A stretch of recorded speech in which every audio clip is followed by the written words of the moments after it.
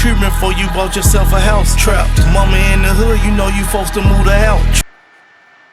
What's good? It's your boy Max from Guns and Butter coming at you with another breakdown. 3 different ARs, 3 different Glocks with a T.rex holster from T.rex Arms.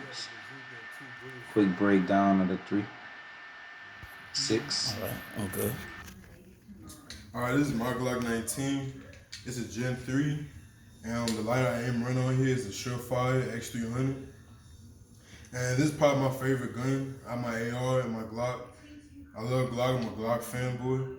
And I like the Gen 3s and Gen 4s over like the Gen 5s. Not because they're bad guns, but I'm a fan of the finger groove. I'm a big fan of finger grooves.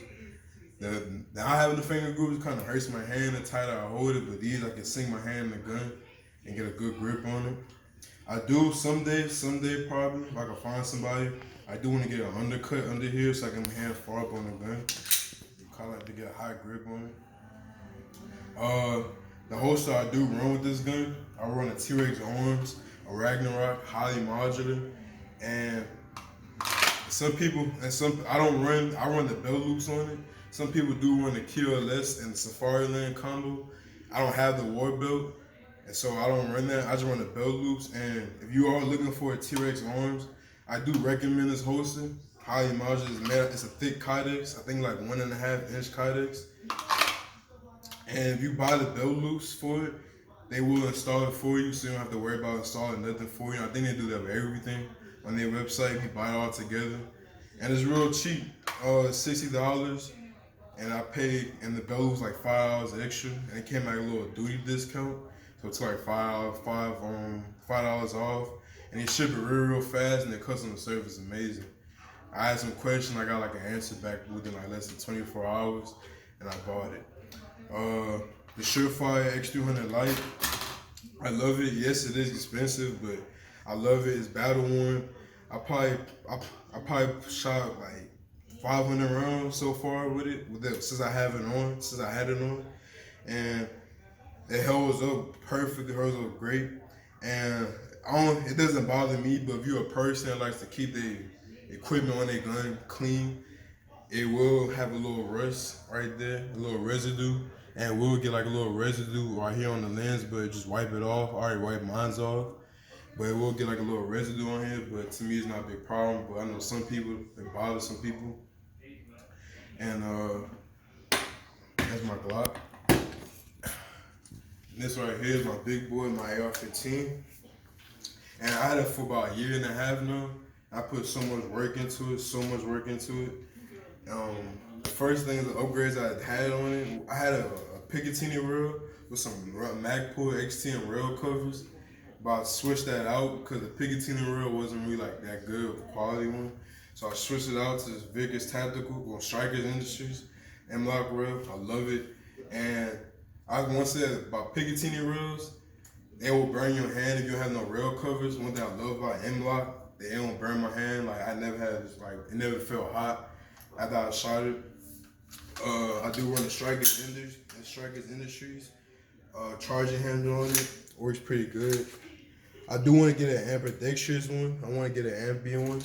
It's just right now, it's just on the left side, but I want an ambidextrous one just in case one day I might have to switch hands. I have to pull this back.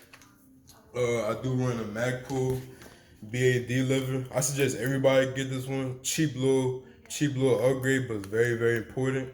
If you don't know what that is, when your bolt locks back, instead of having to take your hand off the trigger or having to take focus off, you could just press a little lever right here and boom, it's perfect.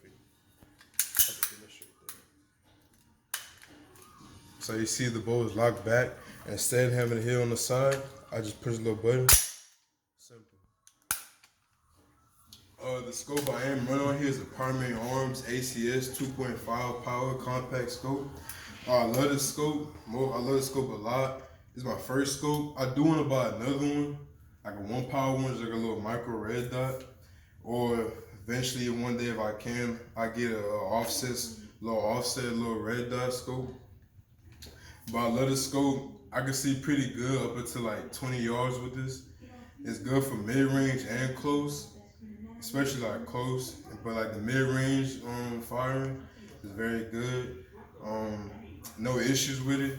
I do have to say you do have to screw the bolts like pretty tight. Good, they'll come loose on me a couple times, but other than that, like no complaints, hard or fine. Magpul stock, and I do want a 2-point sling. This is a Vickers Blue Gear Vickers tactical sling. I like 2 points. Some people like 1 point, but I don't like 1 point. I like 2 points. It's better contact. And I like this sling because it does have a quick adjust, so it's just simple. And yeah, I love it. And this AR-15, it wasn't factory built. It was bought. It was built. I don't know who really built it, but I just saw it. I was gonna get a DPMS one, but I saw this one. It looked way better. It was kind of a little cheaper. Yeah, good entry level AR-15, no complaints. I plan on keeping it. I never want to sell it. And yes, sir. Once again, this is Space Ghost right here, talking about the AR-15. And this AR-15 that you're looking at right here is my very first AR-15. In fact, this is my very first rifle that I ever owned. And I had this I bought this AR-15 maybe like a month ago, maybe about 5 weeks, something like that. This is the company that made this firearm is Radical Firearm. It's a company that's based in Texas, Houston, Texas.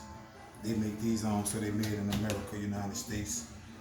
Like I said, this would be considered an entry-level rifle.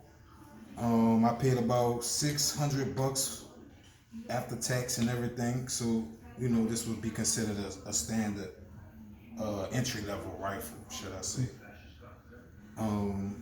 Everything on this AR-15 is stock. Nothing. Only thing I added on here is the micro dot from Primary Arms. A little cheaper one. I think just maybe like the first one they have. Like maybe the newer ones might have the pads, but as you can see, I kind of got the little knobs and stuff, twisting stuff going on right there. But it's cool though, it was in my budget, and it works pretty good. I dropped it a couple of times, so it's durable. So if you're not really looking to spend a whole bunch of money, try this dot out. Maybe the one that's a little newer may run you an extra few bucks, but it'll be worth it in the long run. Besides that, man, I don't really know what else to say. I like the way they came with them mloks already. You don't have to. Right. And I'm really lucky. One more thing, I was really lucky to get this rail. It saved me a lot of money. Actually, I don't really have to do nothing. Everything that pretty much any products, aftermarket products or accessories, come with the lock and the stuff that you can lock up on here. So, but I already have this. I don't have to buy no rails necessarily, and I'm not really looking to put a whole bunch of stuff on my gun. I just want to keep it pretty simple. You know what I'm saying? Keep it light as possible. And that's pretty much it for the AR-15. Quite sure I left out something, but maybe I'll do a video later and I can kind of talk a little bit more in detail about it. So with that being said, done talking about the AR, we're gonna move to the Glock, my Glock. This is a Glock 45, Generation 5. Now it's not a 45 caliber, it's a 9mm caliber. 45 is just like the 45 model edition or the 45 make, something like that. So once again, this is a 9mm, not a 45 caliber. Like I said, it's Gen 5, pretty little good gun, you know what I'm saying? My favorite gun, I carry this gun, use it for home defense or whatever. What I like about this Glock is that this is a spin-off of the 19X, the Glock 19X. I think this will be probably like the civilian version of the Glock 19X. And what make this Glock probably different from the 17 and all the other Glocks is that it's kind of like a cross in between the 17 and the 19, because you got a 19 Glock 19 slide. Like if I was to put a Glock 19 and put them right next to each other, like far as length and width, they will be the same size, and the grip and the bottom part of the gun is fit for a Glock 17. So basically, like this little grip that I added from Rogue, a little cheap grip that I added, made a big difference in shooting. This Glock, I bought it for a fit for a Glock 17. So it's like, at the time I didn't know what I wanted to buy. I didn't know if I wanted a 17 or a 19. And one of the sales rep was like, hey, I got a gun that just came out not too long ago. It's kind of like a cross between the 17 and the 19. So I was like, man, that made perfect sense to me. I'm kind of like a balanced guy, best of the both worlds type of dude. So this how I ended up with the Glock 15, man. A really good buy. And this is my favorite gun. I'm a Glock boy, so